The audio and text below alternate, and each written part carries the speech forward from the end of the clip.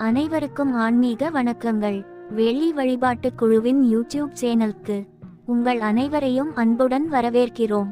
பலரும் அறியாத மதுரை மீனாட்சி அம்மன் தரிசன ரகசியம் பற்றி இந்த வீடியோவில் பார்ப்போம். அன்னை மீனாட்சியை பற்றி பலருக்கும் தெரியும். ஆனால் இங்கு மீனாட்சிக்கு நடக்கும் உற்சவங்கள் பற்றி, அதற்கு பின்னால் அதிசயங்கள், அன்னை தரிசிப்பதில் உள்ள ரகசியங்கள் பற்றி பலருக்கும் தெரியாது. அன்னை மீனாட்சியிடம் என்ன பிரச்சனை என்று முறையிட்டாலும் அது உடனடியாக தீர்ந்துவிடும். ஆனால் ஒரு குறிப்பிட்ட நேரத்தில் அன்னையை தரிசிப்பவர்களுக்கு கை மேல் உடனடியாக பலன் கிடைக்கும் என்ற ரகசியம் பலருக்கும் தெரியாது.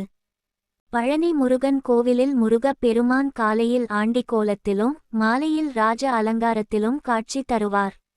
அதேபோல் சோட்டானிக்கரையில் பகவதி அம்மன், பார்வதி தேவி, லட்சுமி மற்றும் சரஸ்வதி என 3 விதமாய் காட்சி தருகிறாள். அப்படி தெய்வங்கள் பல விதமான ரூபங்களில் காட்சி தரும் கோவில்களில் ஒன்று மதுரை மீனாட்சி அம்மன் கோவில். சிவன் கோவிலாக இருந்த போதிலும் இங்கு அன்னை மீனாட்சிக்கே பிரதான பூஜை நடைபெறும். அன்னை மீனாட்சிக்கு தினமும் 5 கால பூஜைகள் நடைபெறும். அந்த சமயங்களில் 8 அலங்காரங்களில் அன்னை காட்சி தருவதை காண முடியும். காலையில் சிறுமி போன்றும், உச்சி வேளையில் மடிசார் புடவை அணிந்தும், மாலையில் தங்க கவசம் மற்றும் வைர கிரீடத்திலும், இரவு அர்த்த ஜாமத்தில் வெண்பட்டு புடவை அணிந்தும் அன்னை காட்சி தருவாள்.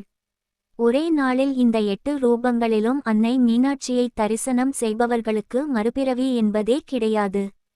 புண்ணியம் செய்தவர்களுக்கு மட்டுமே அன்னையின் இந்த 8 அலங்காரத்தையும் ஒரே நாளில் தரிசனம் செய்யும் பாக்கியம் கிடைக்கும்.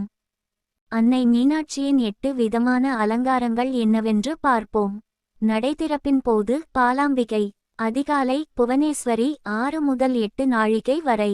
காலை கௌரி 12 முதல் 15 நாழிகை வரை. மதியம் சியாமளா.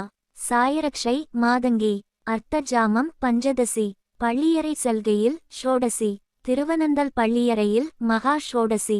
அன்னை மீனாட்சியை மனதார நினைத்து வேண்டுங்கள், நினைத்த காரியம் சத்தியமாக நடைபெறும் என்பதை மீண்டும் தெரிவித்துக் கொள்கிறேன். மீனாட்சி அம்மனின் அடுத்த அதிசயம் நிறைந்த பள்ளியறை பூஜை பற்றி அடுத்த வீடியோவில் பார்ப்போம். நன்றி. எங்களது ஆன்மீக பயணத்தில் இணைந்து பயணியுங்கள்.